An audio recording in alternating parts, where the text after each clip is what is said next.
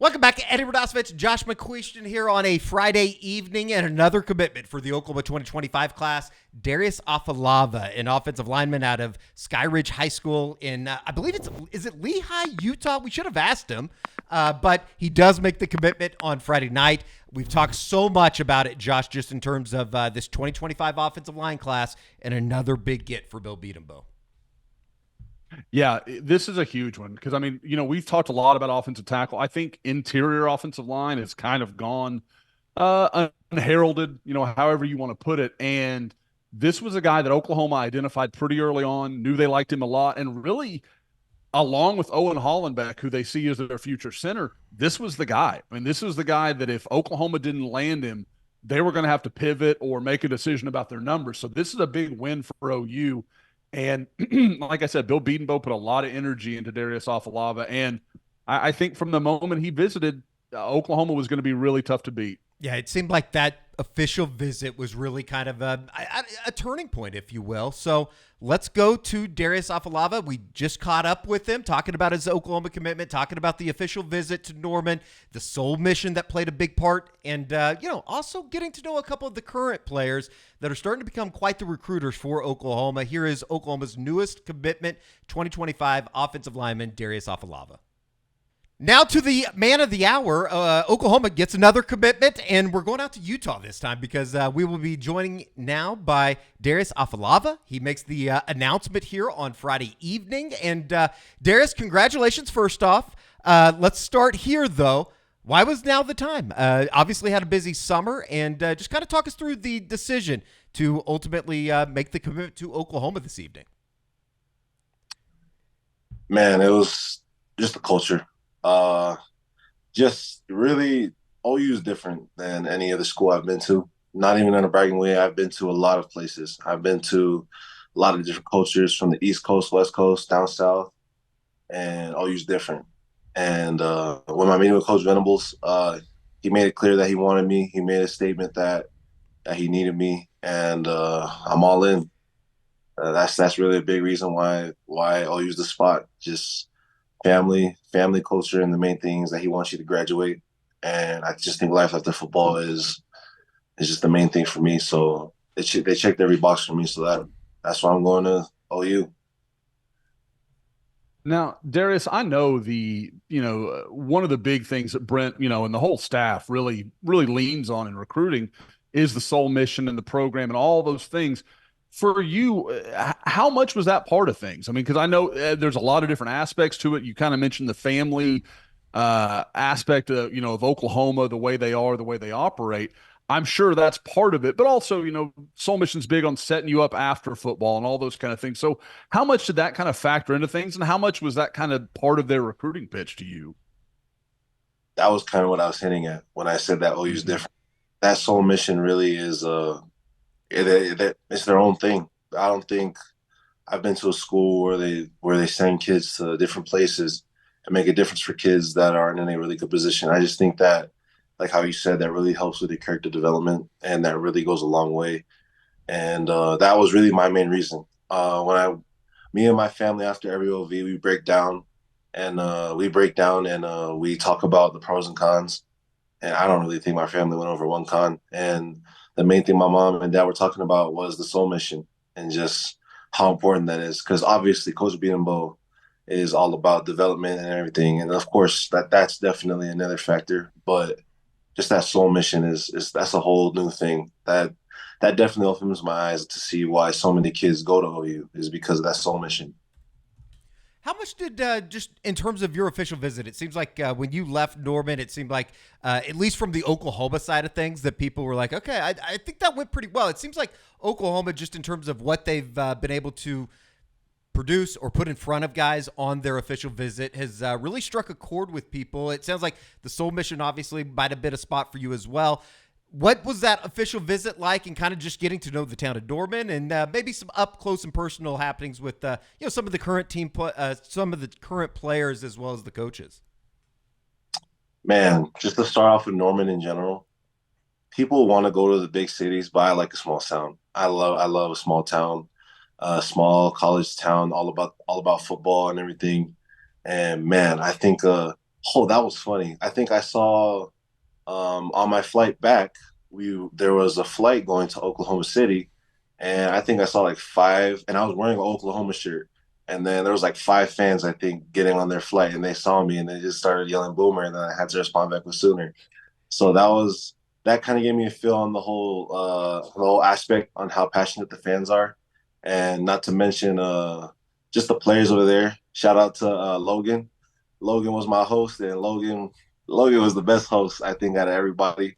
Logan and Jaden, those two were my hosts, and those two really got to show me a big feel for why OU was the spot.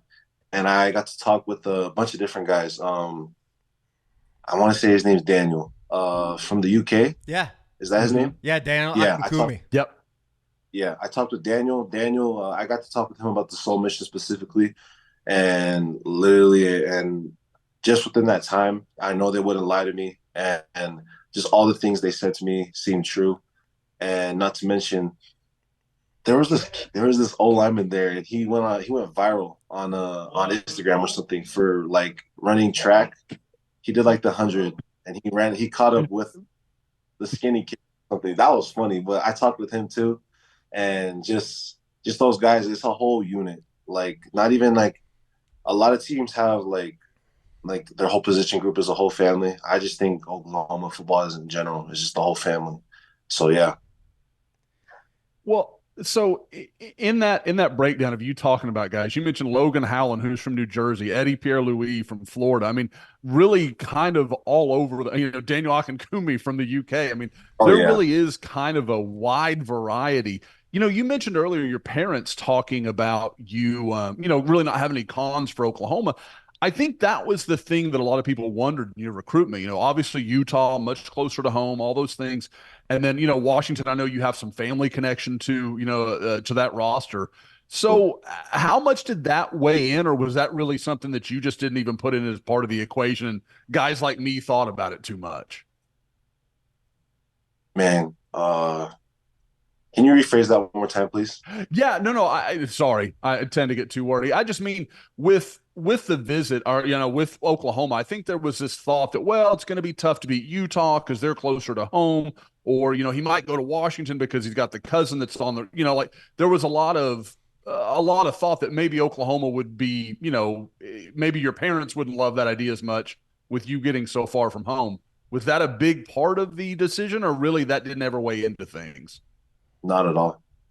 For me, like just for Utah in general, it was the same thing for OU, except they were home. I wanted to be away from home, not like in a way where I want to get away from my family, but I just think it's perfect for me. Because Coach Venables kind of called me out. He was saying, there ain't a lot of polys down here in Norman, so if you come here, it's going to be a challenge. And usually recruits will get scared by that, but I just think I'll take that as a challenge to be one of the few polys to come down here and hopefully improve him, and show him what's up. So I just think that was a positive, just being far.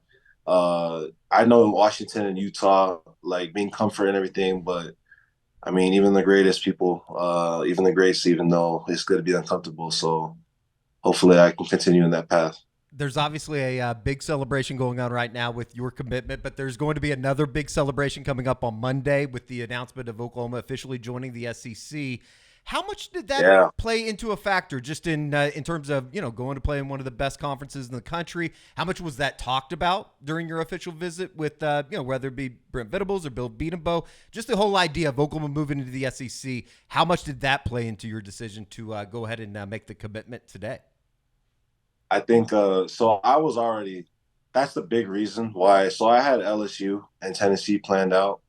But when I heard word that Oklahoma was going to the SEC, I was like, oh damn, I got to make some room. So I really just cut off those two just to get OU in there, just because of the stability, and the SEC is its own thing, and I just really wanted to be a part of it. SEC was definitely the main thing looking forward to. If it wasn't SEC or even Big Ten, I don't think I could see myself playing anywhere. So just the SEC, and man, on the visit, I think Coach Venables, I kid you not, I think he said SEC like 200 times on my visit, talking about it nonstop.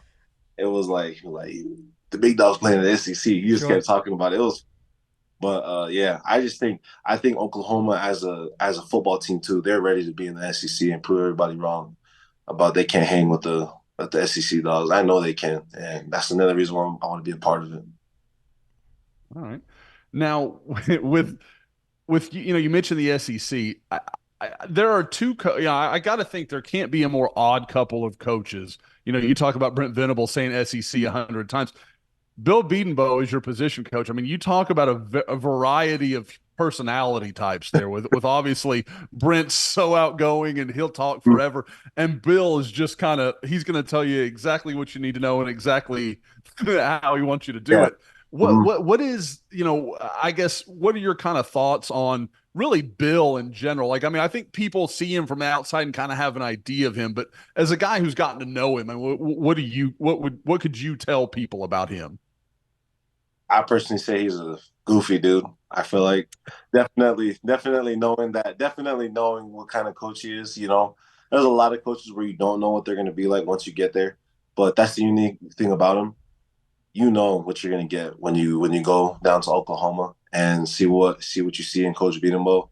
And I really just have nothing but respect for him, and that's a big reason why. Just seeing the guys he put in, and just seeing how genuine he is and how truthful he is, and it's not two different attitudes. And I think I've already seen enough of how Coach Beatenbow is, his own players. So yeah.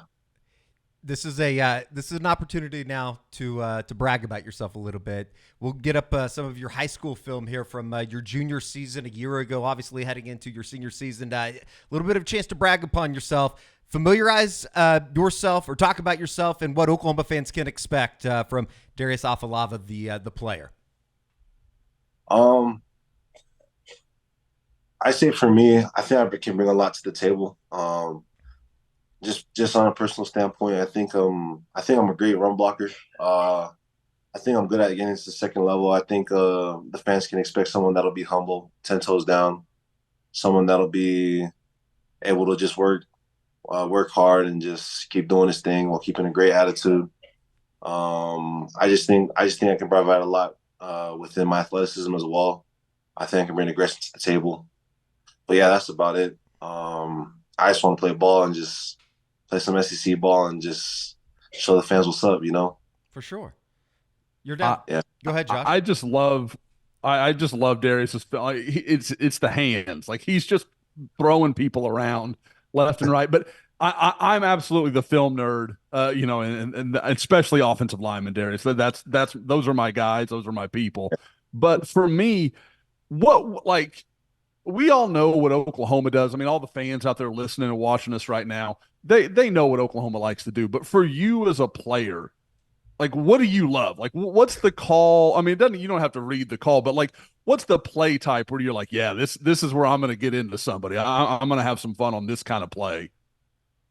I mean, traditionally pulling. I mean, and that's the thing on Instagram. Like oh, when their guard pulls, like that's like everybody knows that if your linemen love to pull, but just something unique. I like getting to the second level. I like plays where I'm able to get to show out my athleticism and everything, and go get the athletic guys, the middle linebackers and everything, and just maul them. Because I just think that's really something that a lot of linemen I feel like can't show is their ability to get to the second level, getting to the guys that are a lot harder to catch. So I just think that's cool on my part. That was my favorite kind of place. I think that was almost perfect, like right on cue. I believe we had some video running of you just flat backing a guy playing Mike. So that's just perfect, and you detailed that nicely, man. Perfect. Now that you are in the class, number 19 commitment here in the 2025 class for Oklahoma, what kind of recruiter are you going to be? I know that you guys are still in on some offensive linemen to kind of join the party. Oh yeah. Does that shift a lot of, I guess, attention for yourself in recruiting the Michael Fasusis of the world here moving forward? Mm-hmm. I'm just gonna bring the whole family aspect. Yeah.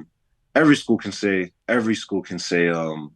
league ready. Every school can say all these things about the money. That's another thing I don't get is the whole money aspect. I don't look into it.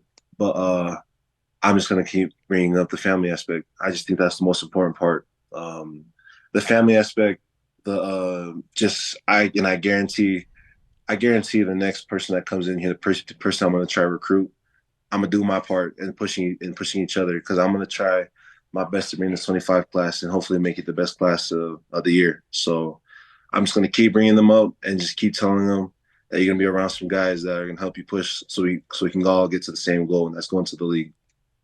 I think Oklahoma fans are going to really Eh, appreciate that. Yeah. Absolutely. Absolutely. And last question for me. I just, Darius, like, obviously, we're talking about going forward with guys that are not committed themselves. Have you had a chance to really kind of build a bond with some of the guys that are in the class? Have you gotten to talk to them, gotten all the group text messages, that kind of stuff? Man, not in a disrespectful way. I just played COD. I just played Call of Duty with one of the commits. I think I just did. I did. I did. I just forgot his name. I You're just learning forgot. the names, man. It's perfectly It's a okay. new group. No, yeah. Huh? It's a new group. You're gonna have to learn them. You Oh, shouldn't be expected to know 24 new guys, or I guess right yeah. now it's 18 new guys. It's hard to learn. Yeah. Yeah, for The sure. most important part is, did you win? Oh, we did not win. The nearest place we got was like 16th place. So yeah, we did not win, but we were laughing at. That's awesome. Beautiful. That's awesome. He is Darius Afalava, Oklahoma's newest offensive line commit. And man, we appreciate it. Looking forward to your upcoming senior season. I know Josh is probably going to try to get out to Utah to see you this season. And once again, congratulations. Thank you for taking the time today. And congratulations. It's kind of over. I'm sure there's a lot of weight off your shoulders now. Oh no, definitely. I'm just glad this whole thing's done. I'm just thank you for your guys' time, having me on the show and everything. This is perfect. Absolutely. Darius Afalava, Oklahoma's newest Oklahoma commit. We'll talk to you soon. Yes, sir. Yes, sir. Man, I'll tell you what, Josh, and it was something that we talked about this week on the Unofficial 40, but just get Daniel Akinkumi in a room with any of these offensive linemen over the next couple years. It seems like Oklahoma's going to have a pretty good chance to be able to land him. It seems like him, as well as obviously Logan Holland, who Darius mentioned just a minute ago as his official visitor host. Seems like they did a really good job selling the program.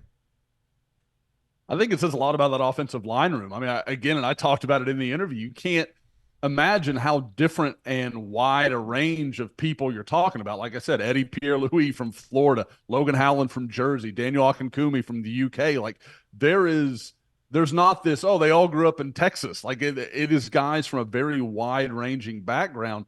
And it really sounded like that was something that hit the right notes for him, because he felt like a guy that wanted to do something a little different, wanted to step out of his comfort zone. And I mean, Oklahoma's offensive line room is a tight-knit group, but at the same time, they're going to show him a lot of different aspects, not only of the country, but in Daniel's case, obviously kind of the world. There will continue to be a lot of attention placed on that 2025 group, especially with a couple of the, quote unquote, big fish still out there. As Darius said, the recruitment now begins for the Michael Fasusis of the world, Lamont Rogers, and so on. It'll be kind of interesting to watch here, but obviously really good news here on a Friday night with Darius Afalava jumping into the mix, the number 19 commitment here in the 2025 class. And, Josh, just lastly, it's been something we've talked about for quite some time. It's kind of crazy to think, or it's hard to imagine that this thing is just going to be capped at, 21, 22 players when you're talking about the 2025 class. It's one of those things, Eddie, and you're right. We've talked about this over and over again. You look at what they're doing. There's almost certainly going to be another linebacker. There's no way they're turning down, two of these offensive tackles if they want to come in, get involved. Marion Robinson, we know, is about to make a decision. That's 4 right there that puts you at 23, and that's not even talking about Cortez Mills. I mean, you just start going down the list where you're like, I'm not sure how they don't hit 24 or 25, and that's even with some misses considered. There's going to be some guys that don't go Oklahoma's way. We all know that, of course. But again, you said it here at 19 after Darius Afalava. There's still a lot of ground, and we should know in the coming weeks. I mean, there's talk of Lamont Rogers being in here within the week is going to make a choice. Cortez Mills is very close. Smith Orogbo's another guy that's real, on July 1st. And I mentioned Marion Robinson already. So there's still a lot in play. And then you still have some guys that Oklahoma's going to be watching for a while, with Michael Fasusi looking like he's going to run it till kind of late summer. Jonah Williams, who knows? I mean, there's just a lot of different kind of cards in the air here for, I guess, balls in the air for Oklahoma. But it should be an exciting month for Oklahoma fans. It'll be interesting to kind of watch as things continue to develop, specifically speaking with the Jonah Williams situation. Obviously with Jim Schlossnagle now moving to Austin, is that going to help Texas to maybe get back into the race? It'll be very interesting to watch here. Maybe a little bit more interesting than it was a couple weeks ago if everything would have stayed status quo. But once again, thank you to Darius Afalava for joining us. For Josh McCuistion, I'm Eddie Radosevich. We will continue the coverage here on the SoonerScoop.com YouTube page with a lot coming up this weekend. July 1, a big day around here in Norman with the celebration of everything that's happening with the move to the SEC. So stick right here. We'll talk to you next time right here on the SoonerScoop.com YouTube page.